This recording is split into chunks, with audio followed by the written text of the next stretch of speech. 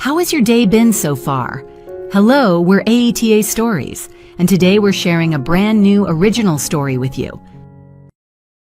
Allison Whitmore stood by the tall windows of her Boston home, watching late afternoon light settle over the street like a careful decision. The house was quiet in the way expensive houses often were, polished, orderly, and echoing just enough to remind her that she lived there alone. In a little over a month, that would change. She was getting married. Everyone around her seemed to think this should be the happiest, most carefree stretch of her life. Her friends certainly did. "You look like you're preparing for a bar exam, not a wedding." One of them had laughed earlier that day, tilting her head as she studied Allison's face. Most brides would be floating by now. Allison had smiled, the same controlled, polite smile she used in boardrooms and charity meetings. She shrugged lightly, as if the comment barely touched her. There was no point explaining something she barely understood herself. From the outside, everything was perfect. The venue had been booked months ago. The caterer, the florist, the dress, the music, every detail was handled by professionals who were paid very well to make sure nothing went wrong. Money solved those kinds of problems easily. That wasn't what troubled her. If the issue could have been fixed with a check, Allison would have slept soundly. She knew that. She had been raised to know it.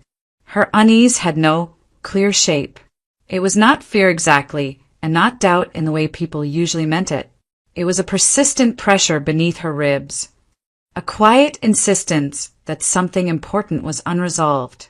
She could not name it, and that made it worse. Allison had built her adult life on identifying risks early and addressing them calmly. This feeling refused to be catalogued. She had learned that discipline from her father.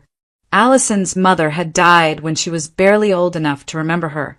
What remained of that loss lived more in photographs than in memory. Her father never remarried. He devoted himself to his daughter and to the business he had built from nothing into something formidable.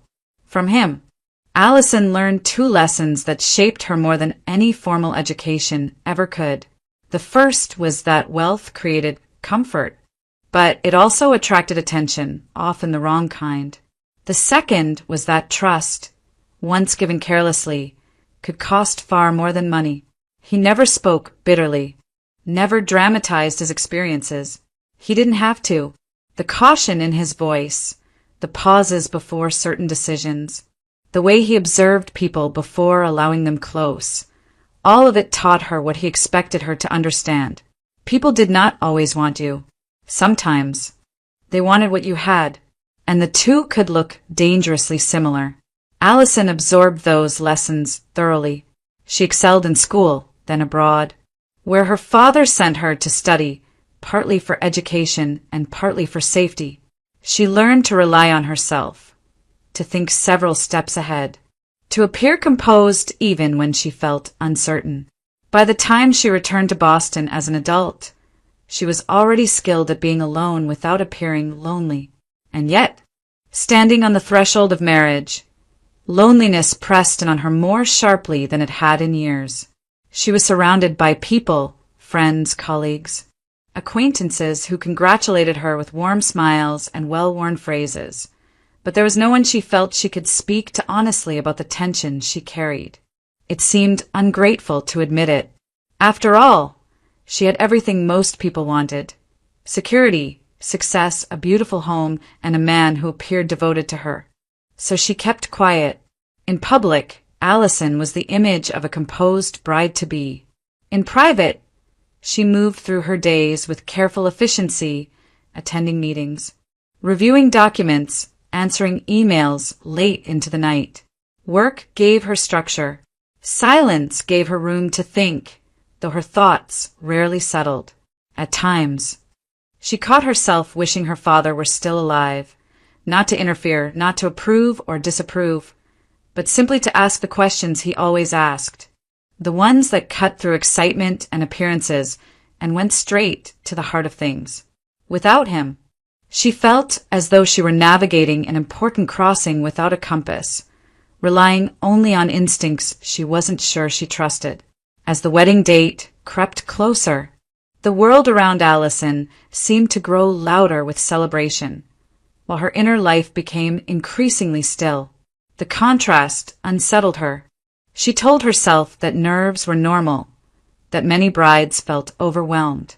But deep down, she knew this wasn't about flowers or vows or guest lists. It was about something money couldn't manage, and something she hadn't yet found the courage to name. Allison Whitmore's memories of her mother were faint and fragmentary, more impressions than scenes. A soft voice, the scent of perfume on a scarf, the blur of photographs that relatives brought out on anniversaries. Her mother had died when Allison was still very young, too young to understand permanence, but old enough for the absence to leave a hollow space that never quite filled. By the time she learned to articulate loss, it was already part of her internal landscape. Her father never remarried. Friends and business associates assumed it was a matter of choice, perhaps stubborn loyalty to a love he refused to replace. Allison eventually understood it differently. He had not only lost a wife, he had lost trust in the simplicity of affection. As his financial success grew, so did his wariness. He became careful, selective, quietly guarded, and all of that attention, all of that focus, turned toward his daughter. He raised Allison alone, but never made her feel deprived.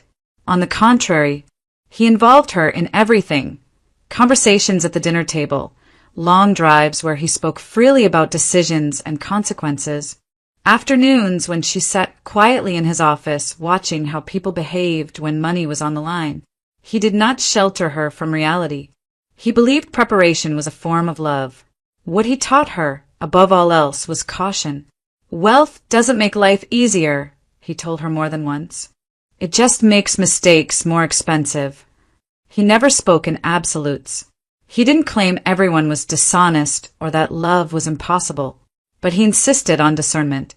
People, he explained, often confused interest with affection, opportunity with loyalty.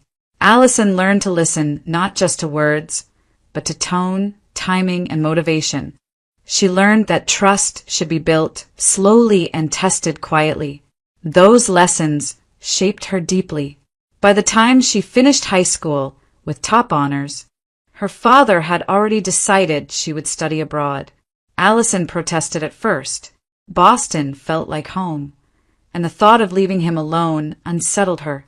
But he was firm. The education would be superior, he argued, and the distance would make her stronger. More importantly, he wanted her safe, surrounded by systems that did not know her as an heiress first.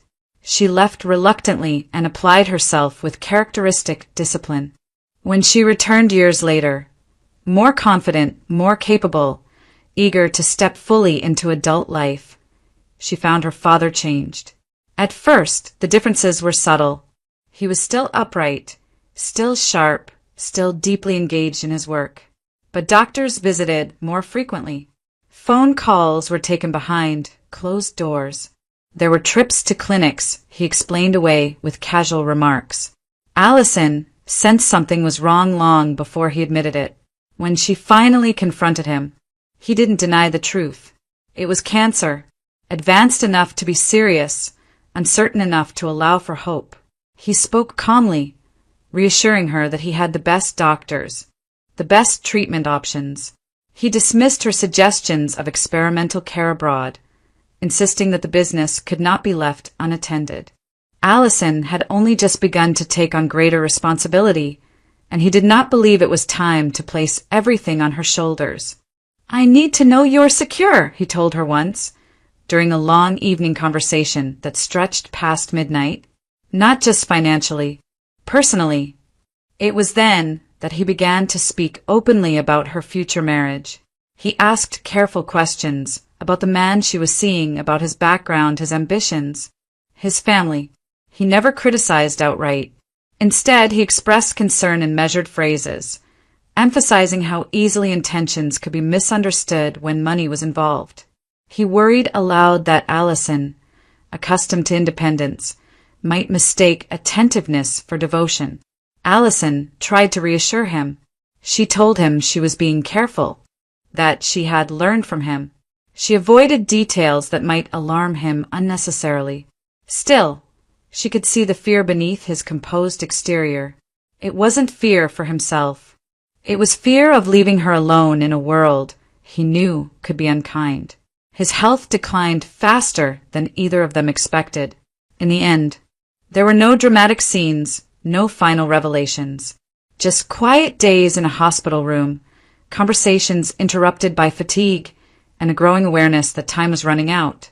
When he died, Allison felt as though the last solid structure in her life had vanished. The funeral passed in a blur of condolences and formalities. People spoke warmly of her father's achievements, his integrity, his generosity. Allison accepted their words with grace, but inside, she felt unmoored.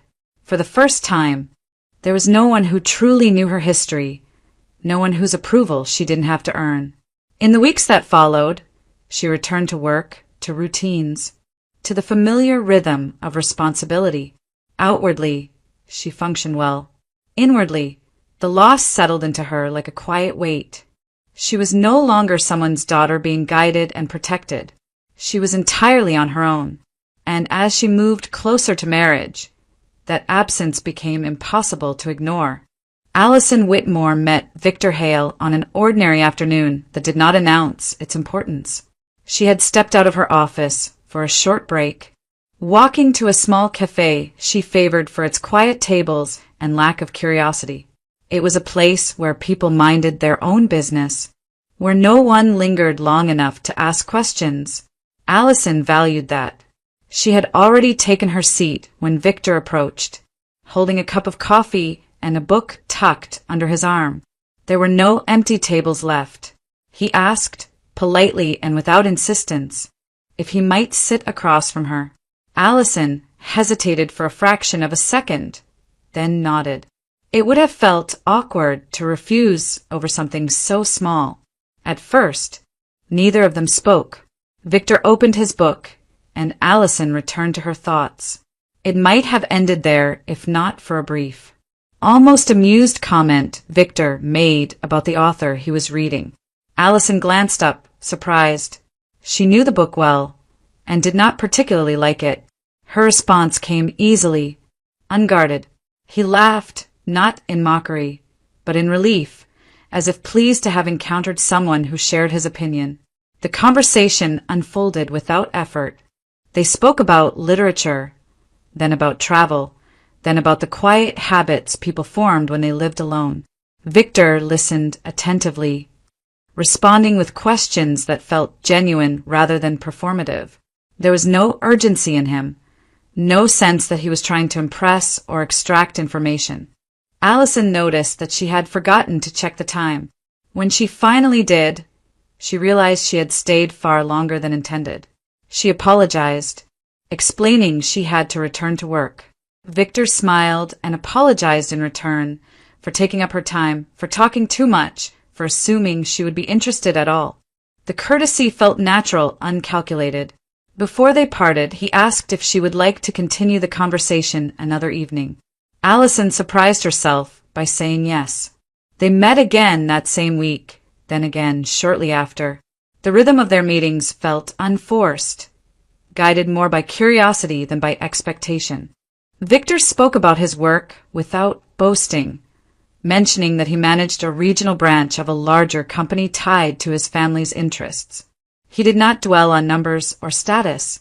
When Allison spoke about her own responsibilities, he listened without probing, without shifting the focus to what her position might imply.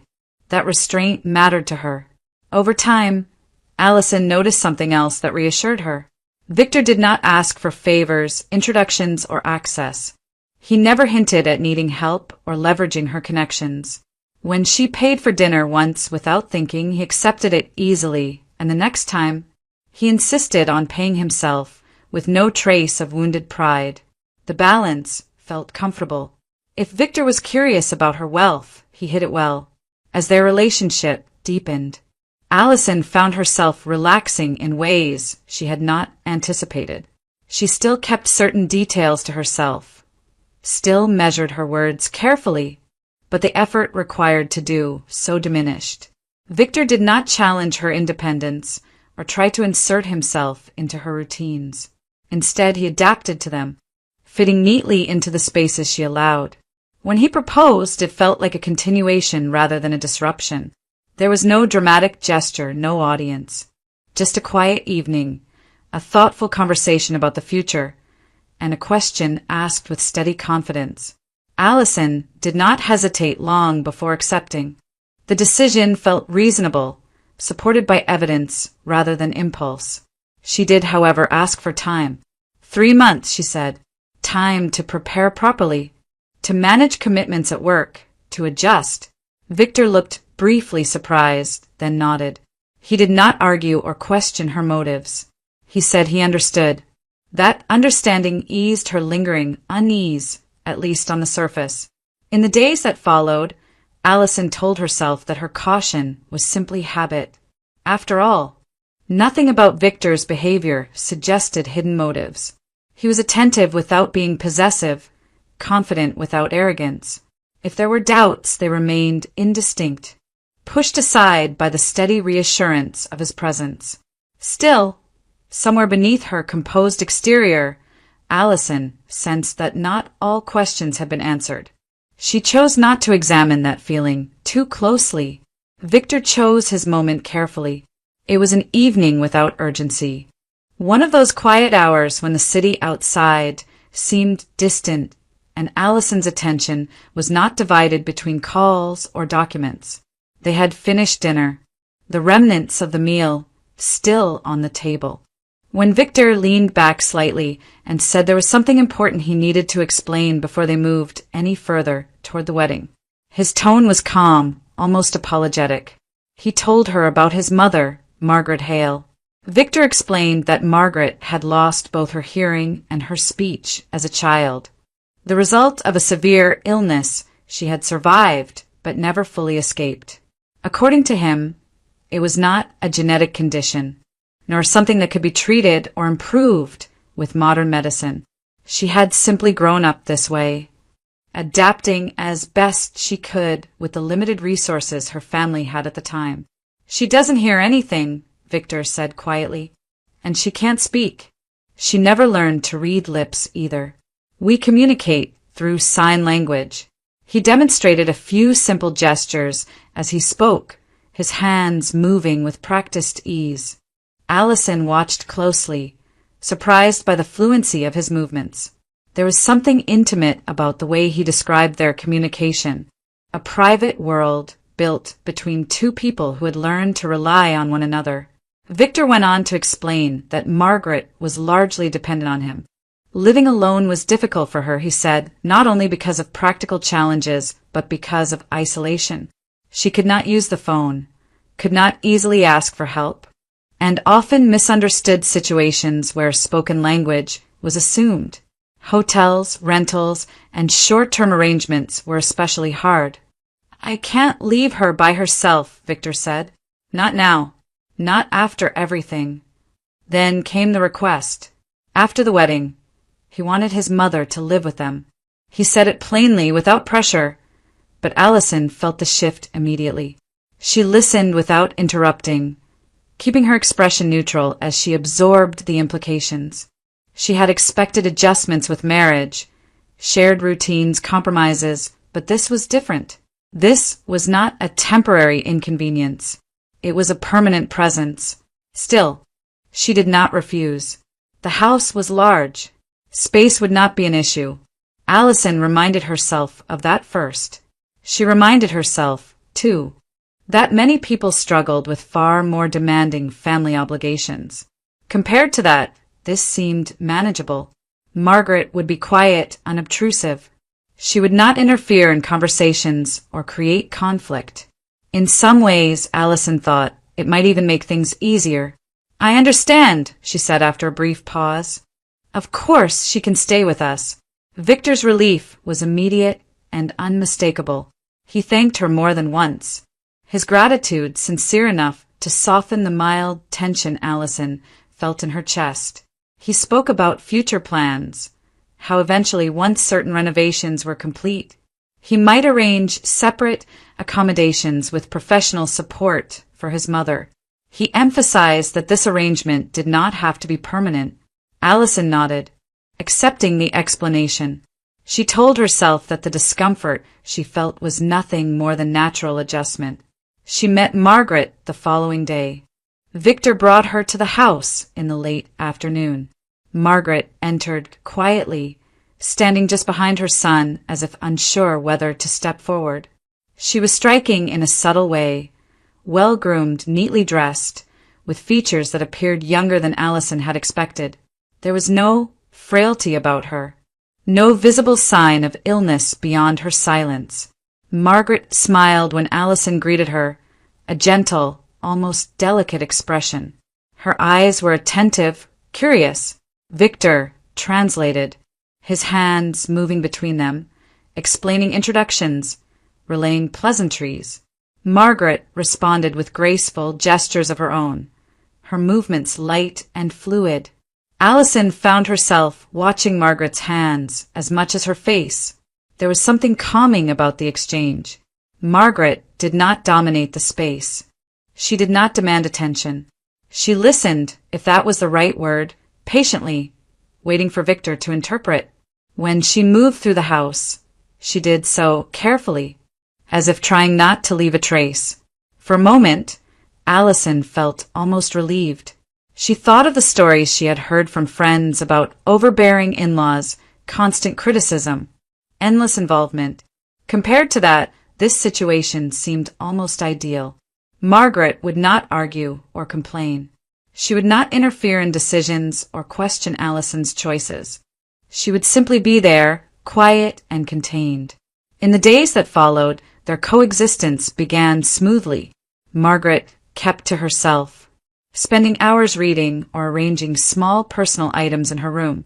She smiled often, nodded politely, and never imposed. Victor continued to translate when necessary, though sometimes he waved off the effort, explaining that the conversation was of no importance. "It's just between us," he would say casually. "Nothing you need to worry about." Allison accepted this at first, telling herself that privacy between mother and son was natural. The house remained orderly, calm, almost too calm, and for a while, Allison allowed herself to believe that this new dynamic would be easy to manage, perhaps even convenient. She did not yet realize how much could be hidden in silence. As the wedding drew closer, the atmosphere in the house began to shift in ways Allison could not immediately explain. Nothing obvious changed. There were no arguments, no raised voices, no dramatic scenes that could justify the unease settling inside her. And yet, day by day, the quiet that had once felt peaceful started to feel restrictive, like a room with the windows sealed shut. Victor and Margaret spent more time together. At first, Allison barely noticed. It seemed natural that a mother and son would share private moments, especially given the limits of Margaret's world. But gradually, their conversations began to intrude into shared spaces, over breakfast in the living room, during evenings when Allison expected the three of them to sit together. Their hands moved quickly, confidently, forming sentences Allison could not follow. Victor did not always translate. Sometimes he offered a brief summary. Sometimes he smiled and said it was nothing important. And increasingly, he didn't explain at all. The two of them would exchange looks, gestures, small reactions that clearly carried meaning, while Allison sat nearby, politely silent, waiting for an opening that never came. She told herself she was being unreasonable. After all, Margaret could not communicate any other way. Victor was simply accommodating her. Still, the effect was impossible to ignore. Allison felt like a guest in her own home, present but peripheral, watching conversations unfold behind a wall she could neither see through nor climb over. One evening, after an especially long exchange between Victor and his mother, Allison finally spoke. "Could you tell me what that was about?" she asked, keeping her voice even. "It feels strange sitting here without understanding anything." Victor looked at her, his expression tightening just slightly before smoothing over. Allison. It was nothing, he said. Just something about her day. You don't need to worry. I'm not worried, she replied carefully. I just feel left out. He sighed, the sound quiet but edged with irritation. You're reading too much into it. She's disabled. This is how we communicate. You know that. The word disabled landed heavily between them. Allison felt an immediate pang of guilt. She had no desire to appear insensitive or demanding. She nodded, letting the matter drop, even though the discomfort remained. Victor leaned over and kissed her forehead, as if to close the subject. Try not to be so tense, he said. Wedding stress does strange things to people. That explanation became his answer to everything. When Allison noticed that Victor and Margaret sometimes stopped signing when she entered the room, he said she was imagining it. When she pointed out that entire conversations were happening without her, he reminded her that she wasn't obligated to understand everything. When she fell silent during meals, he suggested she was being overly sensitive.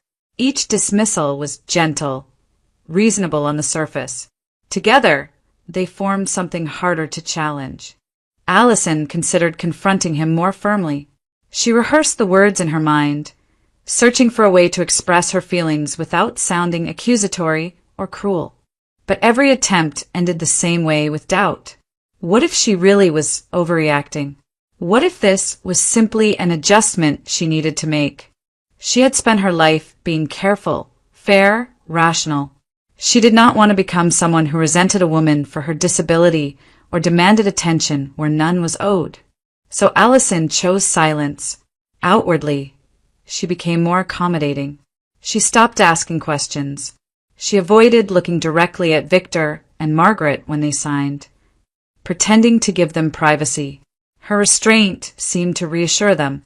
Victor relaxed. Margaret smiled at her more often, her expression unreadable. But inwardly, Allison's mind worked relentlessly. She realized that the problem was not the sign language itself.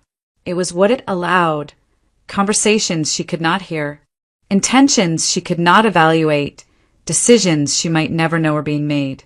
She thought of her father's warnings, of how easily trust could be manipulated when information was unevenly shared. Allison did not want to accuse. She wanted to understand. The decision came quietly, without drama or declaration. She would learn sign language, not to participate, not to insert herself into their conversations, and certainly not to reveal her efforts. She had no interest in performing or correcting them. She wanted to listen, to truly listen, for the first time since Margaret had entered her home. Finding a teacher was harder than she expected. There were few qualified instructors nearby, and fewer who could adapt to her demanding schedule. After several inquiries, Allison finally arranged lessons with a retired specialist who lived not far from her house. She did not tell Victor. She framed the lessons in her own mind, not as an act of suspicion, but as preparation. If Margaret was going to remain part of her life, understanding her world was only reasonable. That was the explanation Allison repeated to herself, even as a deeper, more urgent motivation pushed her forward. For the first time since her engagement, Allison felt a sense of control returning. Silence, she had learned, could be endured, but ignorance no longer felt safe. The woman who opened the door introduced herself as Helen Brooks, and from the first moment Allison Whitmore stepped into her home, she sensed a difference that was difficult to define but immediately comforting. The house was modest, warm, and quietly lived in. There were no sharp lines or polished surfaces, no sense of display. Everything seemed arranged for use rather than appearance, as though life happened here without needing permission. Helen was already retired, her movements unhurried but precise. She spoke gently, explaining her background as a sign language instructor, her years working with both children and adults, and her willingness to adapt the lessons to Allison's schedule. There was no curiosity in her questions, no attempt to pry into why Allison wanted to learn. She accepted the request at face value, as if learning another language were the most natural thing in the world. They had barely begun their first conversation when a small boy appeared in the hallway. He was around 5 years old, with careful eyes and an open, unguarded expression. He paused when he saw Allison, clearly unsure whether to approach. Helen smiled and called him over, introducing him as Samuel, her grandson. Samuel greeted Allison politely, then looked back at his grandmother for reassurance before retreating to his room with a toy clutched in his hands. The brief interaction lingered with Allison more than she expected. The lesson itself was focused and calm. Helen explained the fundamentals of sign language with patience, demonstrating each movement clearly, correcting Allison only when necessary. Her hands were expressive, fluid despite her age, and Allison found herself recognizing patterns more quickly than she had anticipated. She was accustomed to absorbing complex information, and this was no different, except that it felt personal in a way spreadsheets and contracts never did. When the lesson ended, Allison realized she had been there far longer than planned. The next day, she returned with small gifts, a box of pastries from a nearby bakery chosen without much thought, and a soft toy she had picked up on impulse after remembering Samuel's hesitant smile. Helen accepted the offerings with mild embarrassment, insisting they were unnecessary. But Samuel's reaction erased any lingering doubt. He hugged the toy tightly and thanked Allison with shy sincerity. From then on, the visits developed a quiet rhythm. Allison continued her lessons, and each time she arrived, Samuel was there, sometimes drawing at the kitchen table, sometimes watching cartoons with the sound turned low. He grew used to her presence quickly, greeting her with increasing confidence. Allison found herself looking forward to those moments more than she cared to admit. One afternoon, during a break between exercises, Helen spoke about her life. She had been widowed many years earlier, she explained, her voice steady but reserved. Her son, Thomas, had gone north to work several years ago, taking a job in a remote region where opportunities were scarce but wages were higher. At first, he had called regularly, then less often, and finally not at all. Search efforts had yielded nothing conclusive. Officially, he was listed as missing. Unofficially, many people assumed he was dead. "I don't believe that," Helen said quietly. "Not completely." She spoke without bitterness, without dramatics. It was clear she had repeated this story many times, each retelling wearing down the sharpest edges of grief. Samuel, she added, had been left in her care after his mother died during childbirth. The boy had never known his parents together. Helen had become his entire world. Allison listened without interruption. She did not offer empty reassurances or platitudes. She simply acknowledged the story, letting it exist without trying to resolve it. Helen seemed to appreciate that. As the weeks passed, Allison's progress accelerated. She practiced not only the gestures, but the expressions that accompanied them. Helen emphasized that understanding sign language was as much about reading faces as hands. Allison absorbed this instinctively, her attention sharp, her motivation intense. Sometimes Helen would speak using only signs and Allison would concentrate, piecing together meaning without assistance. She was learning how to listen in an entirely new way. At home, Allison said nothing about her lessons. She continued to avoid watching Victor and Margaret when they signed, careful not to reveal her growing comprehension. That restraint, ironically, made her seem more detached, more accommodating. Victor appeared satisfied. Margaret smiled at her often. What Allison did not yet recognize was how much the time at Helen's house had begun to matter to her. There, she was not an heiress, not a fiancé, not a problem to be managed or a presence to be ignored. She was simply someone who showed up, who learned, who brought small kindnesses without expectation. Samuel waited for her visits, and Helen treated her with a quiet respect that did not depend on status or wealth. The emotional connection formed gradually, almost invisibly.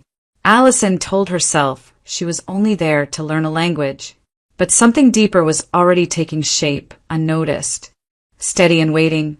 By the time Allison Whitmore fully understood sign language, no one in the house suspected it.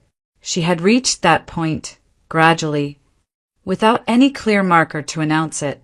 One day, gestures that once appeared abstract began to resolve into meaning. Expressions aligned with motion.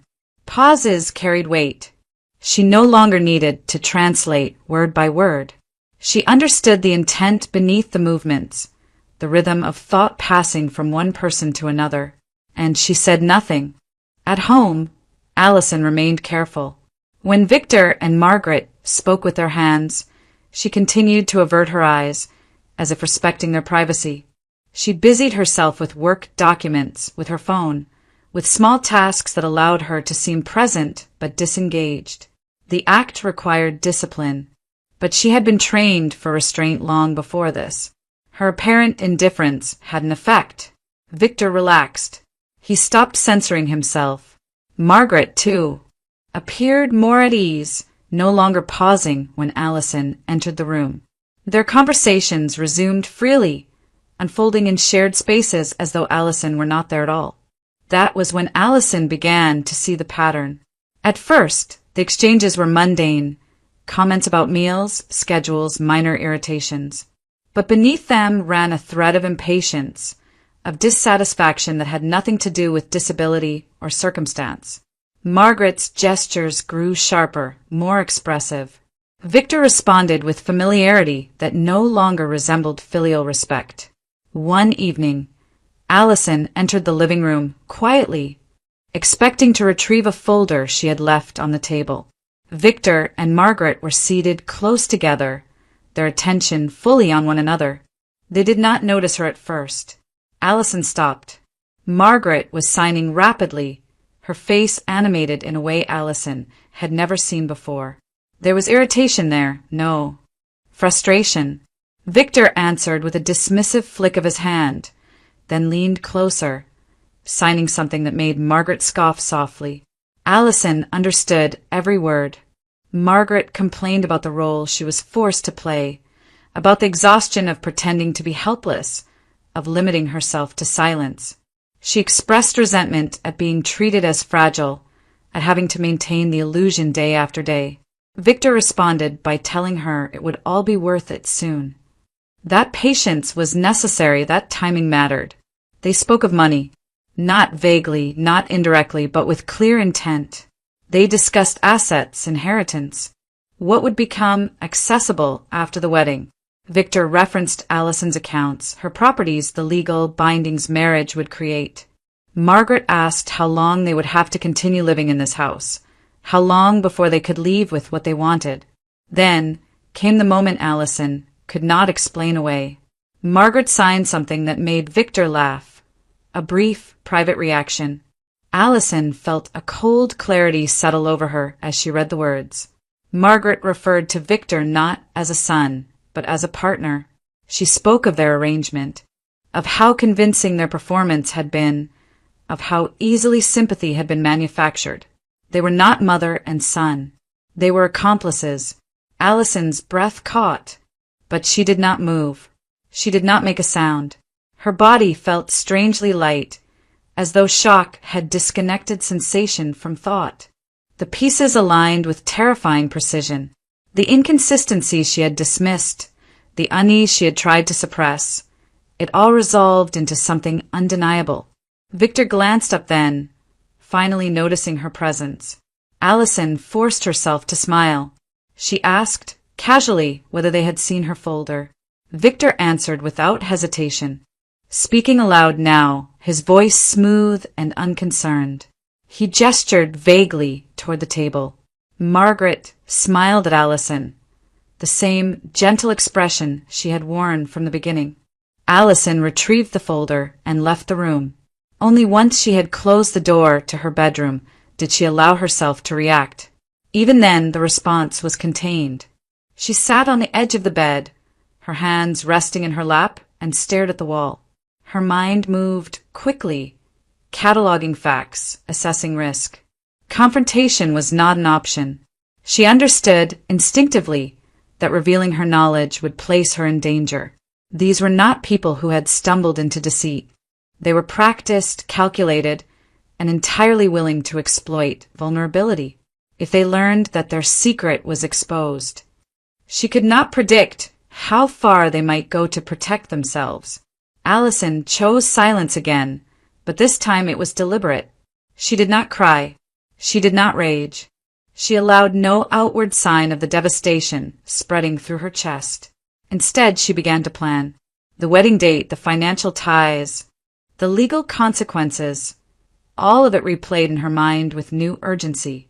Trust, once broken, left no room for hesitation. Allison had heard what was never meant for her to understand. Now, she would decide what to do with it. Allison Whitmore did not act impulsively. The morning after she understood the truth, she moved through her routine with careful precision. She answered emails, attended a scheduled meeting, and spoke to Victor as she always had, calm, attentive, unchanged. Nothing in her expression suggested that the foundation of her life had fractured overnight. By the afternoon, she had arranged a private meeting at the local police precinct. She came prepared. Allison explained everything in a measured, factual manner. She described Victor Hale, Margaret Hale, the false claims of disability, the use of sign language as a cover for private conversations, and the explicit discussion she had witnessed regarding money and marriage. She did not dramatize her account or appeal to sympathy. She presented timelines, addresses, financial details, and observations with the same clarity she used in business negotiations. The detective listening to her grew noticeably still.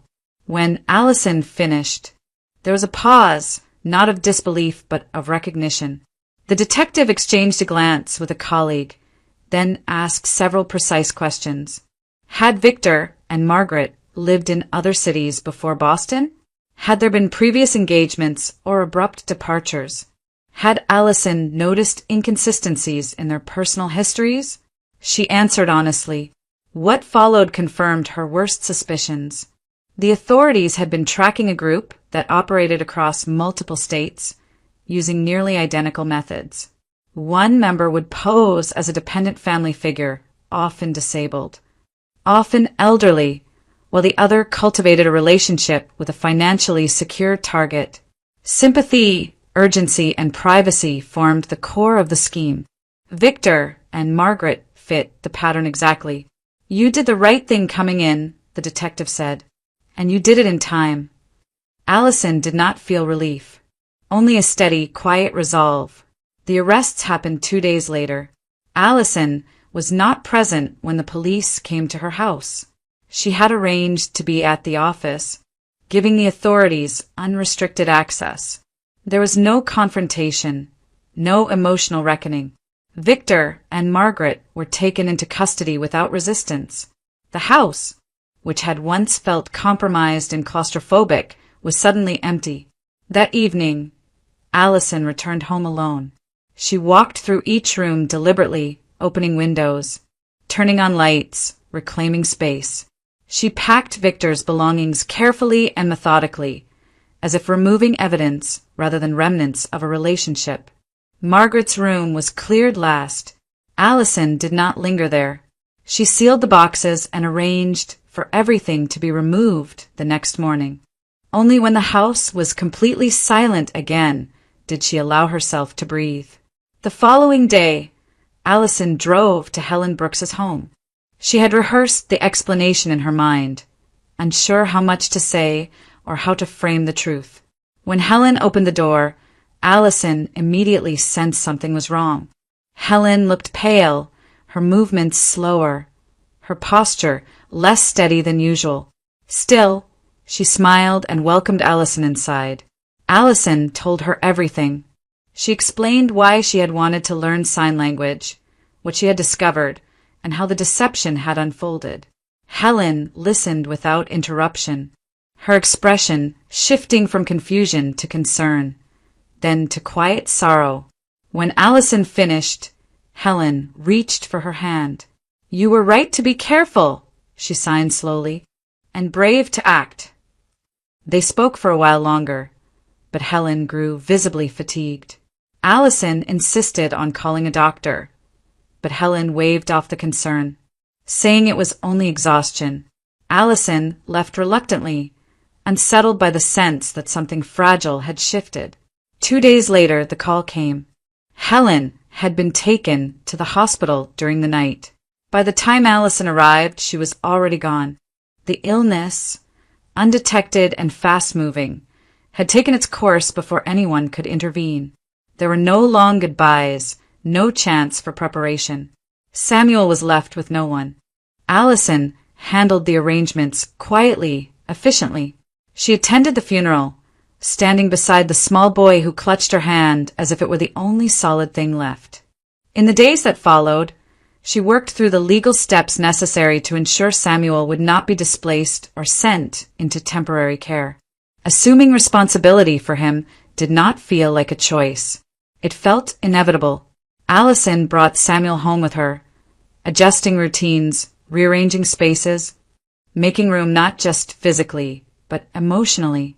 The house that had once been filled with deception now held something else entirely.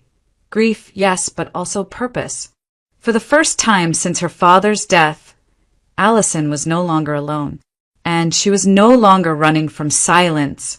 The weeks that followed Helen Brooks's death pressed down on Allison Whitmore with unrelenting weight. Guardianship papers, meetings with family court representatives, and arrangements for Samuel's schooling filled her days. Nights were worse. Samuel slept restlessly, waking from dreams he could not explain. Reaching for reassurance Allison was still learning how to give. She did her best, steady routines, gentle words, presence, but exhaustion settled into her bones. At the same time, the company began to falter. Allison noticed the signs first in the margins. Missed targets that made no sense, contracts delayed without explanation, numbers that failed to align across reports. She dug deeper, reviewing accounts late into the night after Samuel had fallen asleep. The pattern sharpened quickly. Funds had been redirected. Decisions she had not approved were recorded as if they were routine. Information had been leaking to competitors with unsettling precision. The betrayal cut deep. The trail led to someone she had trusted for years. Her deputy, a man who had worked closely with her father and had long enjoyed Allison's confidence.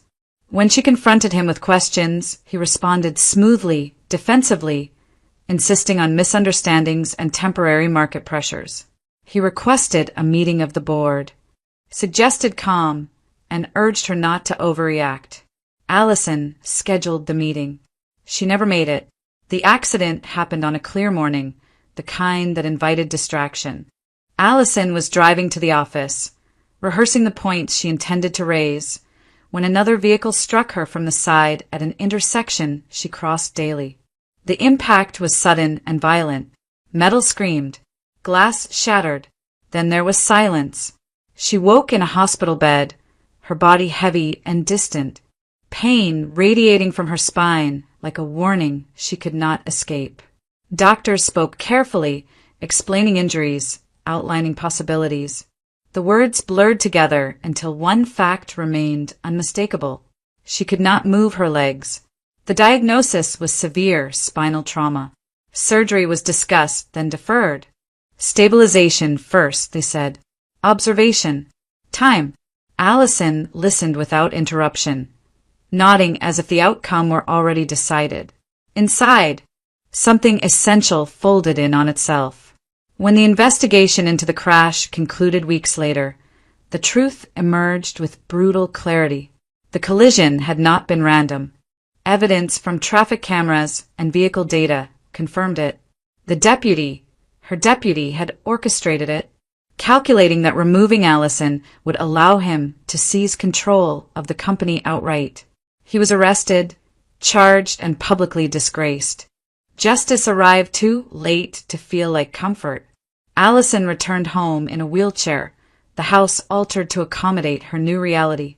Samuel stayed close, watching her with wide, anxious eyes. He sensed the shift even when she tried to mask it. Allison's patience thinned, her temper frayed. She hated the dependence, the vulnerability, the fear that crept in whenever she imagined Samuel being taken from her care. Depression settled quietly. She told herself she was being practical. The doctors spoke of surgery, of rehabilitation that could take years with no guarantees. Allison heard risk where others heard hope. She calculated costs, time, energy, resources she felt she no longer possessed. Better to accept the limitations, she reasoned. Better to plan for a controlled, diminished life than to gamble what remained on uncertainty. It was during this lowest point that the man arrived. He came without announcement, standing at the threshold of her home with a stack of documents in his hands. He introduced himself simply, Thomas Brooks, Helen's son, Samuel's father.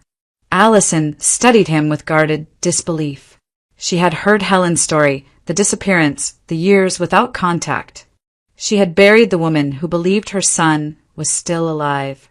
Now here he was, solid, scarred, unmistakably real. Thomas did not argue or plead. He placed the documents on the table, explaining quietly where he had been and why it had taken so long to return. He spoke of working in a remote northern region, of an accident that left him injured and disoriented, of months lost to recovery and isolation. Communication had failed. Memory had fractured. By the time he found his way back, years had passed. Allison listened, unmoved by drama, attentive to details. Thomas did not ask for money. He did not demand custody. He asked only to see his son. Samuel recognized him slowly, cautiously, clinging to Allison at first, then inching closer as fragments of memory surfaced. Thomas was patient, never forcing the connection, allowing trust to rebuild at its own pace. When they were alone, Thomas addressed the subject Allison had been avoiding. "You're giving up," he said calmly, not accusing, observant. Allison bristled, insisting she was being realistic. She listed risks, statistics, probabilities. She spoke of dignity, of not wanting to become a burden. Thomas listened until she finished, then told her his own story of lying in a remote cabin, barely able to move, with no certainty he would survive, let alone return to the life he'd lost. "I didn't know if I'd walk again," he said, "but I worked anyway, because doing nothing would have killed me faster." The words lingered. Thomas did not promise miracles. He did not minimize her fear. He challenged the idea that surrender was the same as acceptance. He pointed to Samuel, to the fragile stability they had built together, to the future Allison was quietly abandoning. "You don't have to decide everything today," he said, "but don't decide to disappear." That night, Allison lay awake, staring at the ceiling. For the first time since the accident, the possibility of trying, truly trying, entered her thoughts. It frightened her. It also stirred something she had believed was gone. Resolve. By morning, she asked Thomas to help her gather information. Not commitments, not promises, just facts. It was a small step, but it was the first one back toward life. Allison Whitmore did not agree to surgery in a rush. She gathered information the way she always had, methodically without illusion. She requested second and third opinions, reviewed imaging reports, listened to specialists explain risks and probabilities in precise language. There were no guarantees. Recovery would be long, the outcome uncertain. Even success, they warned, might not mean a full return to the life she once knew. Allison accepted that.